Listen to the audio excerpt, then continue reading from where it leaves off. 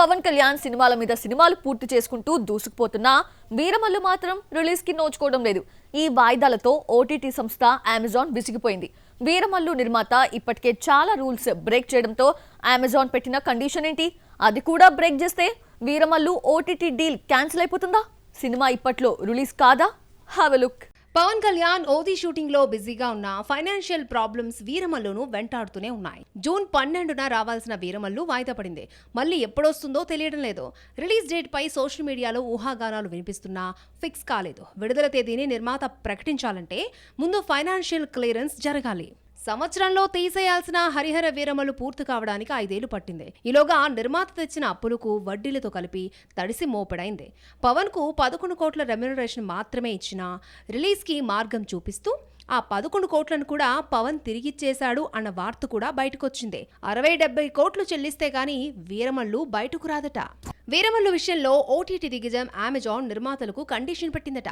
మార్చి 28, మే 9, June 12 ఇలా release dates మార్చడంతో Amazon serious అయింది. July లోపు సినిమాను రిలీజ్ చేయకపోతే ఓటీటీ అగ్రిమెంట్ క్యాన్సిల్ అవుతుందని హెచ్చరించిందట. ఈలోగా నిర్మాత ఏదో ఒకటి చేసి సినిమాను థియేటర్లోకి తీసుకురావాలి. అమెజాన్ తో చేసుకున్న ఒప్పందం క్యాన్సిల్ అయితే తీసుకున్న అడ్వాన్స్ ను తిరిగి కోట్లల్లో చెల్లించాల్సి ఉంటుంది. దీంతో మరొక పెద్ద సమస్య కొని తెచ్చుకున్నట్టే అవుతుంది. అల్లు అర్జున్ త్రివిక్రమ్ మూవీ క్యాన్సిల్ అయిపోయినా డైరెక్టర్ చేతిలో 3 హీరోస్ ఉన్నారు. వెంకటేష్, ఎన్టీఆర్, రామ్ చరణ్ పేర్లు బయటకొచ్చాయి. అయితే ఇందులో 2 హీరోస్నే త్రివిక్రమ్ డైరెక్ట్ చేస్తున్నారని, మిగిలినవన్నీ గాసిప్స్ అంటూ కొట్టిపారేశాడు నిర్మాత నాగవంశీ. ఇంతకీ గురూజీ ఏ హీరోతో వర్క్ చేయడం లేదు? చూద్దామా? ఈ మధ్యకాలంలో త్రివిక్రమ్ కెరియర్ సస్పెన్స్ థ్రిల్లర్ గా నడుస్తోంది. ఆయన సినిమా కథల్లో పెద్దగా ట్విస్టులు లేకపోయినా కెరియర్ మాత్రం రకరకాల మలుపులు తిరుగుతోంది. అల్లు అర్జున్ మూవీతో పాన్ ఇండియాలో అడుగు పెడుతున్నాడు. ఇంతవరకు ఇండియన్ సిల్వర్ స్క్రీన్ పై టచ్ చేయని మైథలాజికల్ స్టోరీతో వస్తున్నాడు.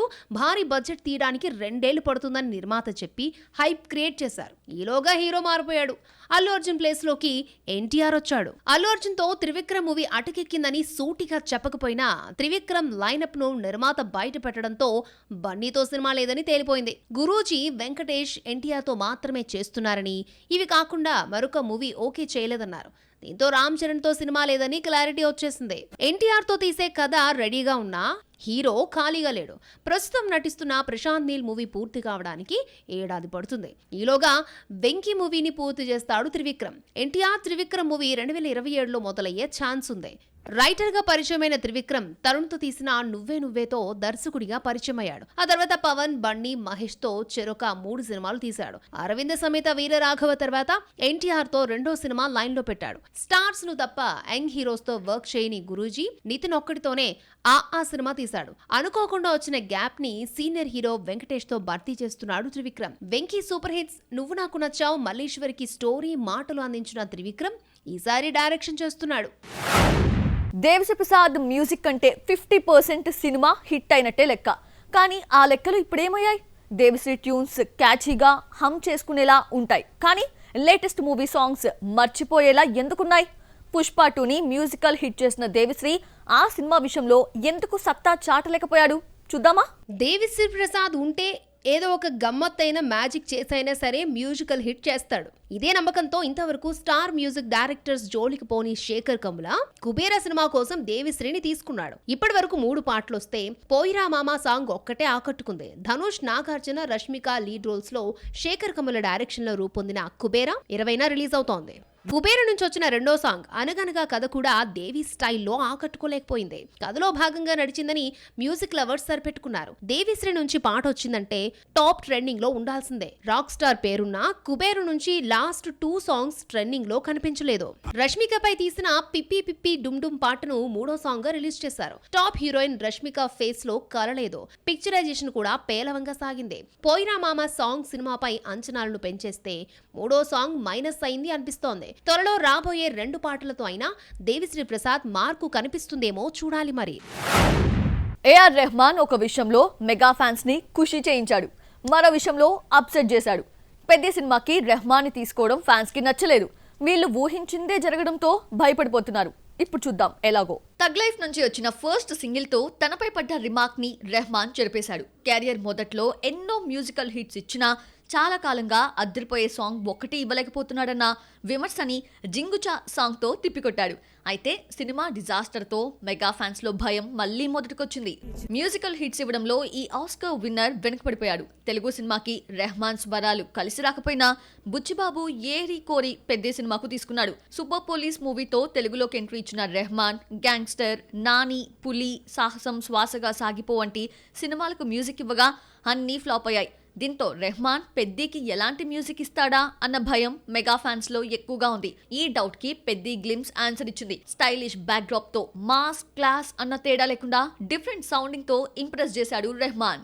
పెద్ది టీజర్ ని బ్యాక్గ్రౌండ్ తో అద్దరగొట్టేసిన రెహమాన్ పాటలకు ఎలాంటి ట్యూన్స్ ఇస్తాడా అన్న డౌట్ మాత్రం ఉండిపోయింది. మ్యూజిక్ తో థగ్ లైఫ్ ని బోర్ కొట్టించిన రెహమాన్ పెద్దిని మ్యూజికల్ హిట్ చేసి పెద్దరికం కాపాడుకుంటాడో లేదో చూడాలి. సీనియర్స్ నుంచి యంగ్ హీరోస్ వరకు అందరూ పాన్ ఇండియా బాట పట్టారు. ప్రతి సినిమా అన్ని భాషల్లో రిలీజ్ అయ్యేలా ప్లాన్ చేసుకుంటున్నారు. కానీ బాలయ్య ఇంతవరకు పాన్ ఇండియా జోలికే పోలేదు. అఖండ 2ని పాన్ ఇండియా మూవీగా రిలీజ్ చేస్తున్నారు. దీనికోసం ఎన్ని కోట్లు ఖర్చు పెడుతున్నారో తెలుసా? Have a look. సీనియర్స్ లో చిరంజీవి సైరాతో హిందీలోకి ఎంట్రీ ఇచ్చి ఆ తర్వాత గాడ్ ఫాదర్ తో మరొకసారి వెళ్ళాడు. నాగార్జున పాన్ ఇండియా మూవీస్ లో నటించకపోయినా హిందీ శివ నుంచి బ్రహ్మాస్త్ర వరకు హిందీ సినిమాలు చేస్తూనే ఉన్నాడు. ఇక వెంకటేష్ చంటి హిందీ రీమేక్ తో జర్నీ స్టార్ట్ చేసి చాలా కాలంగా బాలీవుడ్ కి దూరంగా ఉంటున్నాడు. ఎట్టకేలకు సైంధవ్ ను పాన్ ఇండియాగా రిలీజ్ చేశారు. ఇంతకాలం ఒకవైపే చూసిన బాలయ్య పాన్ ఇండియా వైపు కన్నేశాడు. అఖండ 2ని హిందీతో సహా ఒకేసారి 5 భాషల్లో రిలీజ్ అయ్యేలా ప్లాన్ చేశాడు. తెలుగులో హిట్ అయిన అఖండను అందరూ మర్చిపోయిన తర్వాత హిందీలో డబ్ చేస్తే నిరాశే మిగిల్చింది. భగవంత్ కేసరి ఓటీటీ హిందీ వెర్షన్లో తన పాత్రకు తనే డబ్బింగ్ చెప్పాడు బాలయ్య. అఖండ, భగవంత్ కేసరి హిందీలో డబ్ అయినా సరైన టైమింగ్ లో రిలీజ్ కాలేదు. డాకు మహారాజ్ కూడా తెలుగులో రిలీజ్ అయిన 2 వారాల తర్వాత హిందీలో రిలీజ్ అయింది. బాలీవుడ్ లో ఊర్వశి రౌతేలా ప్రమోషన్ చేసిన హిందీ ఆడియన్స్ ను థియేటర్స్ కి రప్పించలేకపోయింది. అయితే డాకుకు ఓటీటీలో మంచి రెస్పాన్స్ వచ్చింది. కొన్ని వారాల పాటు టాప్ 10 లో నిలిచింది.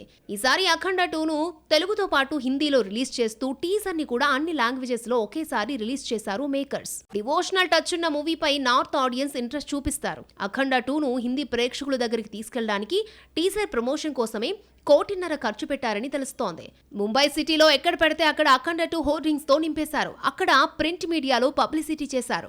డాకు తీసుకొచ్చిన గుర్తింపుతో అఖండ 2కు మంచి క్రేజ్ తీసుకురావాలని మేకర్స్ ప్లాన్ చేశారు. ఈ లెక్కన రిలీజ్ టైంలో బాలయ్య అండ్ టీమ్ ప్రమోషన్ కోసం నార్త్ను చుట్టేయడం గ్యారంటీ. తెలుగు డైరెక్టర్ తీసిన హిందీ సినిమా ఓటీటీని ఏలేస్తోంది. హిందీ బాక్సాఫీస్ వద్ద 100 కోట్ల మార్క్ ని దాటిన సినిమా ఓటీటీలోకి వస్తే ఇండియా వైడే కాకుండా గ్లోబల్ లెవెల్లో ట్రెండింగ్ లో నిలిచింది. తెలుగులోనూ డబ్బింగ్ అయిన ఆ హిందీ మూవీ ఏంటో చూసేద్దామా? సన్నీ డియోల్ హీరోగా నటించిన జాట్ హిందీలో సాలిడ్ మాస్ మసాలా యాక్షన్ మూవీగా రిలీజ్ అయింది. బాలయ్యతో వీరసింహారెడ్డి తీసిన గోపీచంద్ మల్లేని ఈ మూవీతో బాలీవుడ్ లోకి ఎంట్రీ ఇచ్చాడు. ఇదే సినిమాను రవితేజతో అనౌన్స్ చేసి భారీ బడ్జెట్ కారణంగా వర్కౌట్ కాదని హిందీలో తీశారు. రణ్దీప్ హుడా, రెజీనా నెగిటివ్ రోల్స్ పోషించారు. హిందీ ఆడియన్స్ కు మాస్ ఫీస్ట్ ఇచ్చిన ఈ సినిమా నెట్ఫ్లిక్స్ లోకి రీసెంట్ గా స్ట్రీమ్ అయింది. నాన్ ఇంగ్లీష్ మూవీస్ లో వరల్డ్ వైడ్ టాప్ 4 లో ట్రెండ్ అవుతోంది. 17 దేశాల్లో టాప్ 10 లో ట్రెండింగ్ లో ఉండడంతో జాట్ ను ఓటీటీలో చూడడానికి ఇంట్రెస్ట్ చూపిస్తున్నారు. అదేంటో కానీ యాక్షన్ మూవీస్ థియేటర్స్ లో కంటే ఓటీటీలో అదిరిపోయే రెస్పాన్స్ రావడం విశేషం. డాకు మహారాజ్ థియేటర్స్ లో పెట్టుబడిని మాత్రమే రాబట్టగా ఓటీటీలో మాత్రం సూపర్ హిట్ అందుకుంది. అరబ్ దేశాల్లో కూడా టాప్ ట్రెండింగ్ లో నిలిచి రికార్డ్ క్రియేట్ చేసింది. లాల్ సింగ్ చద్దా మిగిల్చిన చేదు అనుభవం నుంచి ఆమిర్ ఖాన్ చాలా కాలం కోలుకోలేకపోయాడు. చాలా ఫ్లాప్స్ చూసినా లాల్ సింగ్ ఎక్స్పీరియన్స్ ఆయన్ని నీడలా వెంటాడింది. ఎన్ని ఇబ్బందులు పడినా తనదైన స్టైల్లోనే మిస్టర్ పర్ఫెక్ట్ గా ఎలా వచ్చేస్తున్నాడో చూసిద్దామా? సినిమాకు ఏడాది గ్యాప్ తీసుకున్న సరికొత్త స్టోరీస్ తో మెస్మరైజ్ చేసేవాడు ఆమిర్. మిస్టర్ పర్ఫెక్ట్ అంటూ తనకిచ్చిన బిరుదుకు తగ్గట్టే యాక్టింగ్ లో పర్ఫెక్షన్ కనిపించేది. అయితే వరుసగా 2 ఫ్లాపులు హీరోని కృంగదీశాయి. అమితాబ్తో కలిసి నటించిన థగ్స్ ఆఫ్ హిందుస్థాన్ తో డౌన్ ఫాల్ స్టార్ట్ అయింది. అమీర్ లాస్ట్ సినిమా లాల్ సింగ్ చద్దా అయితే థగ్స్ ఆఫ్ హిందుస్థాన్ మించి డిజాస్టర్ అయింది. అమెరికన్ మూవీ ఫారెస్ట్ గంప్ ఆధారంగా తీసిన ఈ సినిమా రిలీజ్ టైంలో బాయ్కాట్ కి గురైంది. కథలో కొత్తదనం ఉన్న అమీర్ యాక్టింగ్ ని పీకేతో పోల్చి విమర్శించారు. ఈ డిజాస్టర్ తర్వాత డిప్రెషన్ లోకి వెళ్లిపోయిన అమీర్ గ్యాప్ తీసుకుని సితారే జమీన్ పర్ మూవీలో నటించి ఈ నెల 20న థియేటర్లోకి వస్తున్నాడు. సితారే జమీన్ పర్ ను పాన్ ఇండియాగా రిలీజ్ చేస్తూ తెలుగులోకి డబ్ చేశారు. ట్రైలర్ ని రీసెంట్ గా రిలీజ్ చేశారు. డిఫరెంట్ స్పోర్ట్స్ బ్యాక్ డ్రామాగా సినిమా రూపొందింది. మానసిక వికలాంగులను ప్లేయర్స్ గా తీర్చిదిద్దే కోచ్ గా అమీర్ నటించగా జెనీలియా జతకట్టింది. ఎన్ని ఎదురు దెబ్బలు తగిలినా డిఫరెంట్ కాన్సెప్ట్స్ మాత్రమే సెలెక్ట్ చేసుకునే అమీర్ సితారే జమీన్ పర్ తో అదృష్టం పరీక్షించుకుంటున్నాడు.